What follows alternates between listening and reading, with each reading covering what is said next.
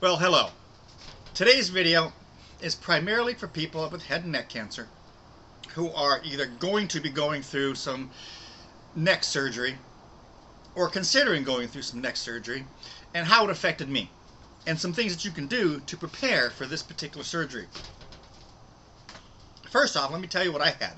I had the tonsil cancer, and it affected some lymph nodes over on my left side. So we decided, because I was a candidate for, we decided to send me through the TORS surgery, which is transorbital, I think it's transorbital robotic surgery, for the tonsil removal. And simultaneously, do the Modified Radical Neck Dissection, where they took out some of my lymph nodes. During the tonsil surgery, naturally they do what's called checking some margins. So they find out where the cancer is, and they cut around it and then under it a little bit additional, and then they take that and run that through a pathology. In my case, I was clear around it, but under it they found some cancerous cells, and then that information gets fed into what the chemo doctors and what the radiation doctors then do to fix it. On that note, let me give you some great news for me that I just got this past week. We did my first follow-up CT and PET scans, and in many people's cases there's a lot of false positives that come in these exams because of cancers. The body hasn't reabsorbed all the dead cancer cells, or there may still be something in there, or there may be some questionable things in there that aren't necessarily, but might be, cancerous. In my case, both the two CTs and one PET scan all came back no evidence detected. Now, yes, thank you. I know you're happy about that for me. I'm happy about that for myself. But here's the key and why I wanted to mention that here. The course of treatment that was laid out for me by my medical team worked. In my case, it worked. I've got no cancer in me. Okay? So there's plenty of places on cancer survivor networks where I went and questioned the wisdom of my getting this TORS surgery and modified radical neck dissection surgery. Because let me tell you, that was a horrible recovery time. And if you're going through it, I'm sorry, there's no way I can sugarcoat this. The first week, 10, 12 days, not fun. Bad news. Horrible.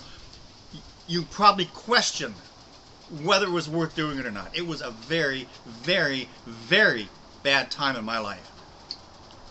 I can try to explain why. I wrote about it on Facebook a little bit back in the day. Bottom line is, to try to keep it as simple and quick, because I don't want to take too awful long on the video, is that, and I think I mentioned this in another video, they literally take a medical soldering iron and you know, cut out the cancer, cauterize it. They burn it out. And like any burn, that leaves a scar. Now, when you're talking about scarring in moist tissue, it takes a long time for that scar to heal, not like burning your hand where it just kind of covers up and throw some medicine on it and bandage it up and it's fine in a few days. This takes quite a while because guess what? You're using your throat all the time. Whether you're breathing, swallowing, coughing, hacking, sneezing, it doesn't matter. You're using your throat. So you're constantly aggravating that wound in there.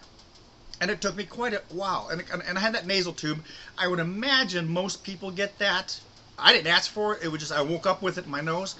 I can't always speak for your surgeons and how they're going to do, your medical team, what they're going to do, of course. In my case, I woke up with a nasal tube. I was also falsely under the impression, and I don't know whether I just misread this or the people that I was reading just had a really lucky time, but I was under the impression that I would possibly be starting to do solid foods within 4 to 5 days after the surgery. That was not my experience. In fact, on December 6th of last year, we went back down to Little Rock, Arkansas for my follow-up after the surgery, and I was hoping to get the tube out. I'd been working on my swallowing muscles as best I could, hoping I could pass the test that determined whether or not I could have the tube removed. You see, because the reason before that is because they had to cut into some of my esophagus as well, so it was affecting my swallow. And the doctors, and of course I, were all concerned that I might aspirate or put food in the wrong place and go into my lungs, which would of course complicate things immensely. With pneumonias and other kind of lung diseases and things that no human being wants to think of when they're healthy, let alone just after having gone through this kind of a surgery. So this aspiration thing was a very, very, very, very big issue. And I was very depressed on December 6th last year, 2020, when I went down to Little Rock and the gal took us in for the test. And I thought I did really well because I was swallowing some things, and I tried, because they have 4 or 5 things that go, as pudding and other things to swallow. And it turned out that it was not even close. and she told me at that time that I was probably looking at another 4 to 5 weeks, 6 weeks before I could even consider swallowing something solid. Now, remember, the date I told you about this, December 6th, I'd already missed Thanksgiving. My surgery was the day before Thanksgiving. I was hoping to have a Christmas ham. I was even hoping maybe to have something nice for New Year's.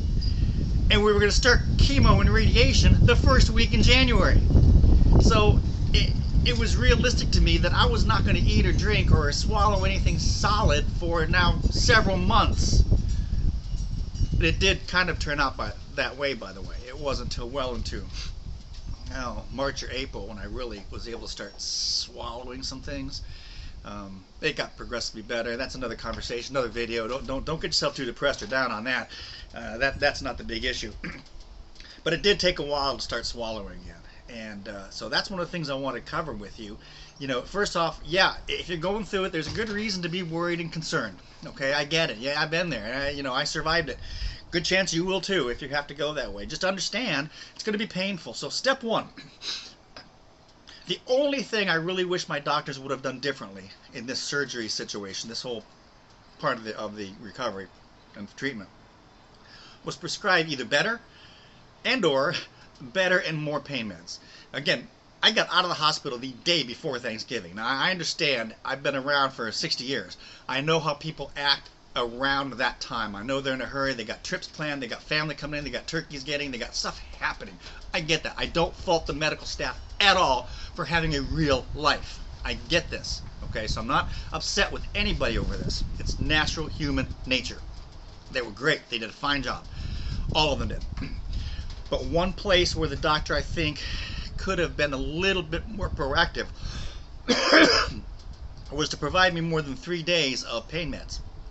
I didn't realize, of course, I'd never been down this road before, that the 3 days was not enough pain meds. After 3 days, my wife started crushing up, I think it was Tylenol, a couple Tylenol, because everything had to go through the nose tube, so everything had to be crushed up. Crushed up, put in some water, sucked up through a syringe, and then squished through the nasal tube. That's how I had to take everything. So the first medication was a liquid Tylenol, a liquid something. It wasn't morphine, it was some other kind of a drug. And that, I counted minutes to every 4 hours because my wife nor I was going to take pain meds more than every 4 hours. Her, because she was being a good, smart, wise caretaker. Me, because I didn't want to run out, because I saw that the liquid just diminishing in that bottle, and I knew I was going to need it more than those 3 days. So we should have been a little more proactive. I think the doctor could have been a little more proactive and prescribed a whole week of that. So pay attention, or have your caretaker pay attention to how much pain meds you have, or for how long they're supposed to last. I could have really used that for a good 6 or 7 days. After that wore off, it was real tough for me. Okay. 2, if you have a friend or family member, or even yourself being proactive, that can and is willing to make some chicken broth, plain chicken broth. Well, lots of fat, lots of skin in that chicken broth. Put however you're with your friend or your family member, whoever cooks it, somebody wants to help you out but wonders how to help you out, chicken broth. There were some good friends of ours, Sarah and Jared, who made it proactively. We didn't ask, but they just said, hey, we're making some chicken broth. They brought it over when I came home from the hospital, and it sat in the refrigerator there for a long time, 3, 4, 5, 6, 7 days. I think it was 8 or 9 days before I could finally start trying some. And I'd heat up just a little bit, because again, I was worried about the aspiration. Keep that in mind all the time here. Every single day I was still worried about aspirating something. And I hadn't been eating anything, so the throat really wasn't working that much. And it was hard to work when it did work. So I take that little syringe, pull out 2, maybe 3 milliliters of this. That was, after it warmed up, I put it in the microwave and warmed it up, and I squish it in my tongue. And I'm telling you what, after not eating for 10 days, that stuff tasted great. There was nothing in the world in my life that tasted better than that chicken broth on those days. It did take a while for me to start being able to swallow it properly. And of course, again, worried about the aspiration, which I don't think I ever did on that. But the oil, the warm, greasy oil from that chicken broth that coated my throat, you're gonna thank this friend for the rest of your life. Whoever makes you your chicken broth, it's gonna be a wonderful person in your life. trust me on that if you can eat chicken. I mean, I'm not a medical person. Again, none of my advice is medical. It's only experiential. So my strong recommendation is have some chicken broth in the fridge or freezer, wherever, ready to go. And then heat up what you can, syringe it, and well, I didn't put that through my nasal tube. That went right into my mouth, and oh man, did that taste good. All right, so keep an eye on the pain meds, the quantity of it, and keep an eye or ask somebody or pre-make some real chicken broth, not bought chicken. Make the chicken broth. Make it with all the good fats you can get inside there, full of protein. It's full of the good fats. It's warm. It feels good on your throat. You will really be grateful that you paid attention to that particular part. Okay, so those are my two pieces of information today on the TORS and the Modified Radical Neck Dissection. I hope that your surgeries go well and that you recover well. And if you still have to have your radiation and chemo after that, you pay attention to some of the other videos and some of the other hacks I have, because we want to make this process as easy for you as we can. Trust me, it's never going to be easy, but we'll try to make it as easy as we possibly can. Thanks for paying attention. Please list any comments down below, any conversations you have on this, any other ideas you have, anything that's happened in your life that made your recovery easier. We'd love to hear from you. Thanks, and never, ever give up.